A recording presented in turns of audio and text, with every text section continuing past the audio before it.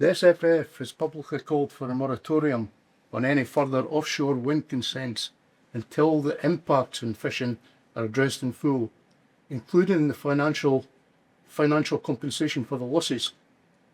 Does your party support the SFF's call for a moratorium on further consents until this is properly addressed?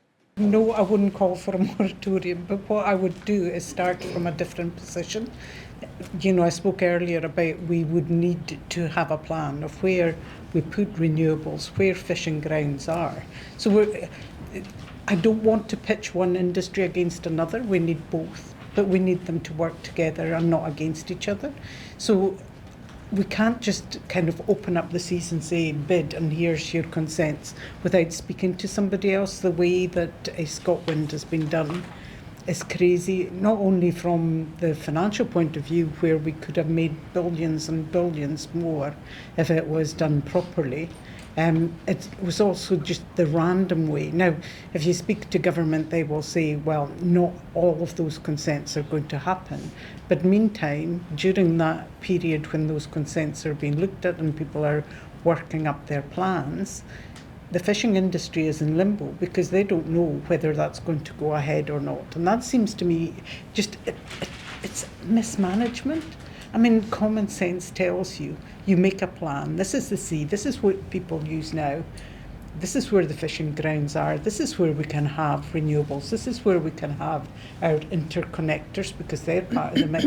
This is where we have our fish farms. And you say you're allowed to bid for planning consent in that area, but not anywhere. And it just seems to me we haven't done that spatial planning model as to who goes where. And we first have to start with the fishing industry because they were there first. But in answer to David's question, I mean, isn't that technically saying to hold off, to almost call for a moratorium until those things are addressed? There are plans already. You can't do that because of the leases. Mm-hmm. Those people now have paid money to get those leases and they'll have to work them up. So you can't suddenly say you've paid all this money and then we're pulling back, we're not going to let you do anything. Should we have maybe held off doing that before? We should have, yes. We put the cart before the horse. It shouldn't have happened until we had the spatial plan as to where they could be bidding for rather than creating a free-for-all. So I don't think you can pull back from that. You can learn from that and not do it again.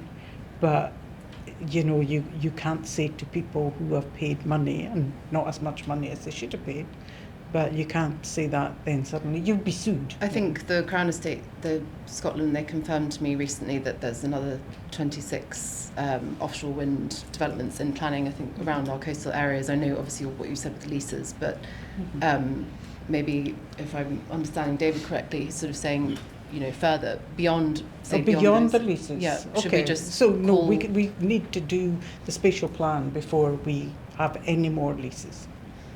Anyone on the panel agree with, or?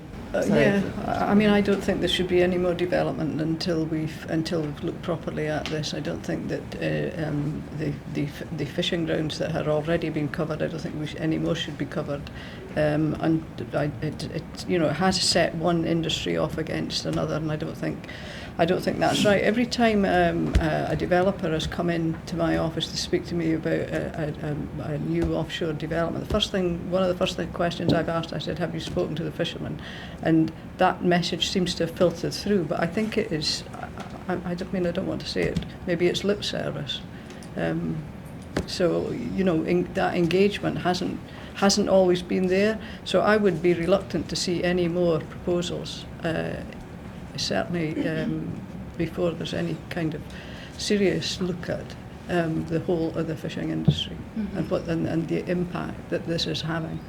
We do need renewables. We're not anti-renewables, but it should never be at the expense of food-producing companies that create jobs, create benefits to the economy, and also, we've heard already, the importance of food security, a low-carbon, sustainable, healthy product.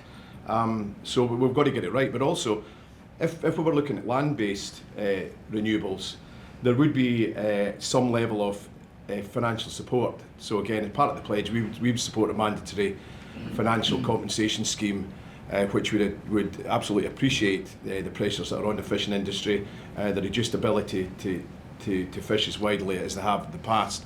So 100% yes on that.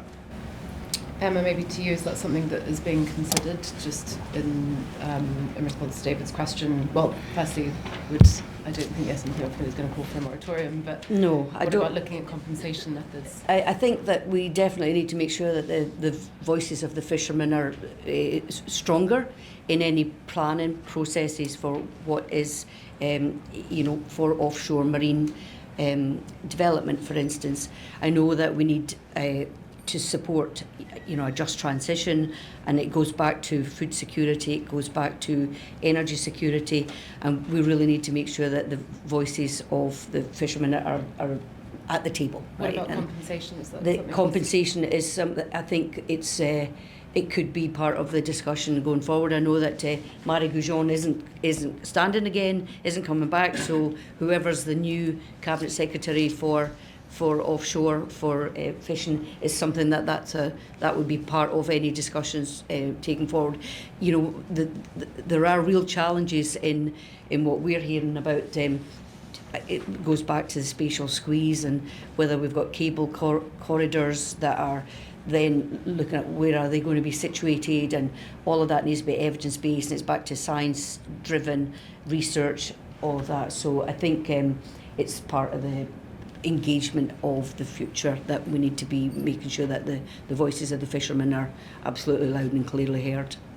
So I do think that it comes back to the whole spatial planning piece. And I think we also need to think about why are we going for renewables? The big picture here is climate change. It's also biodiversity collapse, and but we need, and I think that's been why there's been a big push to we need to move to renewables, and everybody's quick to talk about how we've been so successful in moving off fossil fuels and bringing our carbon emissions down because of Scotland's move to renewable energy. That's really helped us with our targets. So we absolutely have to have that, but we definitely need to be bringing the people who've been working in the seas for generations into the conversation. And I would say that Crown Estate maybe is an area that we need to take the conversation to. I actually met with them a few weeks ago, and they are responsible for placing things that go on our seabed from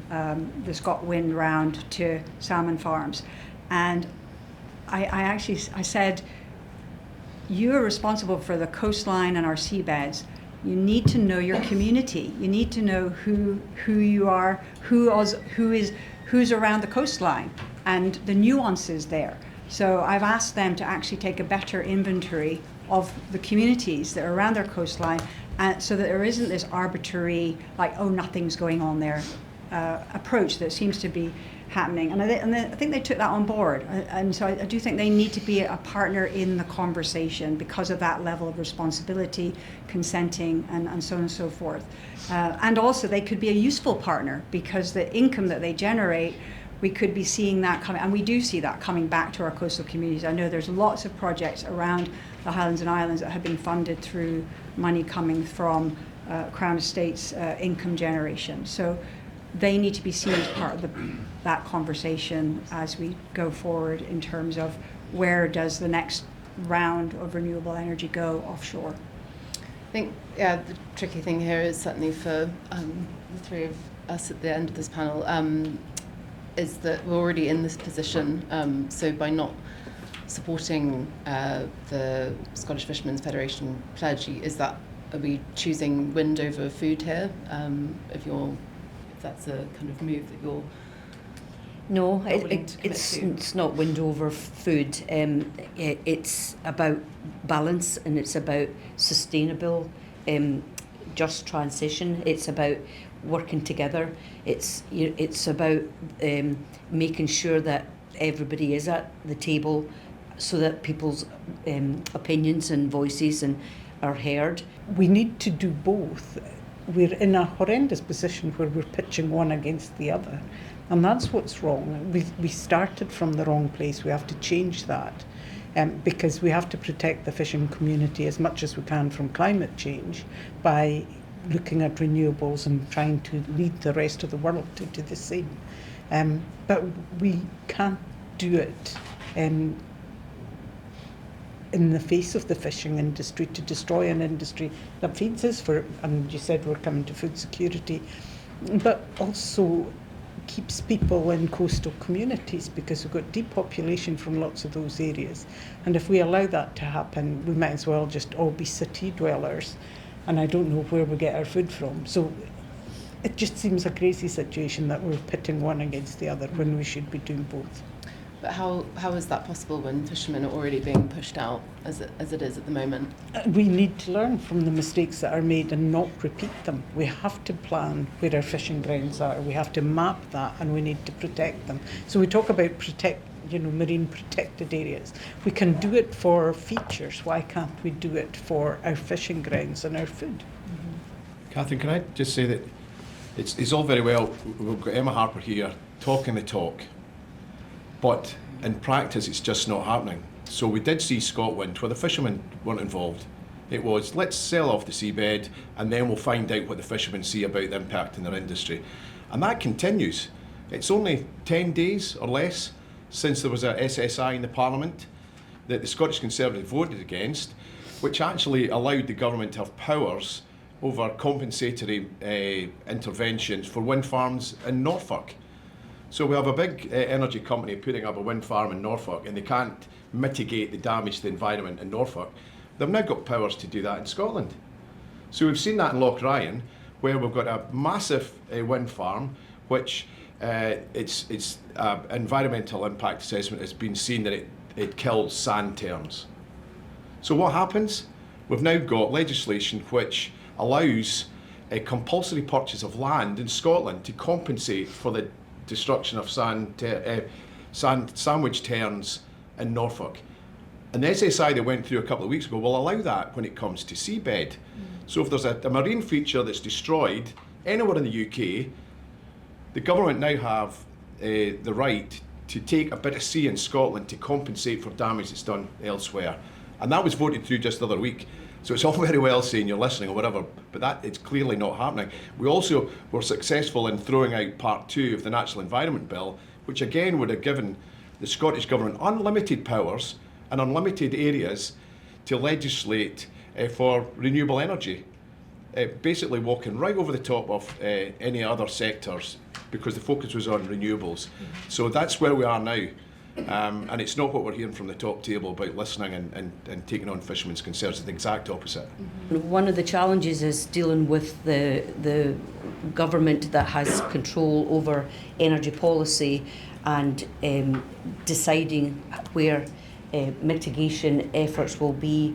For instance, the Norfolk example that Finlay used, and we've got a government in London that has reduced the fishing funding that would help the Scottish Government support investing in infrastructure, investing in helping develop research, things like that. So there's some challenges that the Scottish Government have when the budget is controlled by another country and another government. So SNP who are kind of directing the wind side anyway, so they could control that balance. Yeah, but I'd say there's a lot of energy infrastructure challenges that are reserved to Westminster.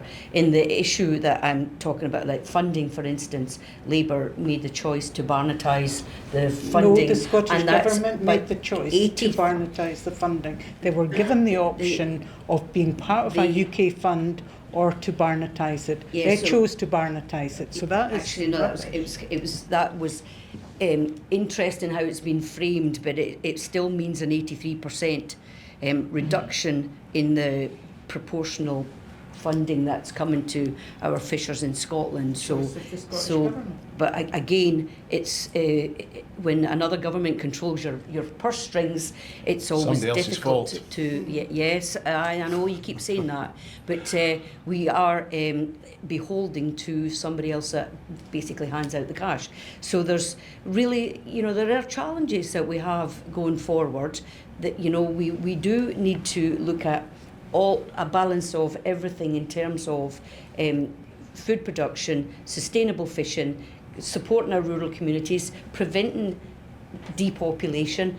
It's a very complex mix of all the challenges, and and I am a member of the party of probably the next Scottish Government. So we look at how we make sure that we do learn from the mistakes and go forward to support our coastal communities.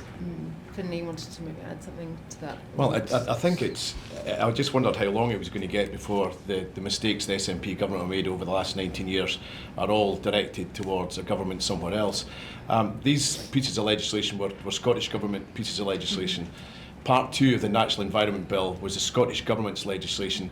The SSI, which is not good for the Scottish fishing industry, was voted on by the Scottish Government, and the SNP were whipped to support it. So that the responsibility of much of the issues we see around spatial squeeze and the seas around Scotland are down to the SNP Government. And it's all very well saying I'm standing up for this, I'm standing up for that, but when it comes to voting, when it comes to legislation, the blame for some of the issues we're facing lies squarely at the door of the SNP, and there is no sign that that's changing. Can I just say? Yeah, sure. Ariane, Yeah, I mean, I think one of the things that would be great to see is a commitment from the Rural Affairs Committee, whoever is on that, but also the government, to actually have that annual, at least an annual conversation and debate in the chamber about fisheries. I think that I was actually really surprised when we did. It came around. It was like, well, where's our debate? And I think that actually really needs to be a commitment. Scotland is actually it's not a island nation, it's a nation of islands. We need to recognise that we have a lot of coastline, we've got a lot of people who depend on our fisheries, and that needs to be something that is a core conversation. It's part of our identity, a core conversation that's taking place in the chamber on a regular basis.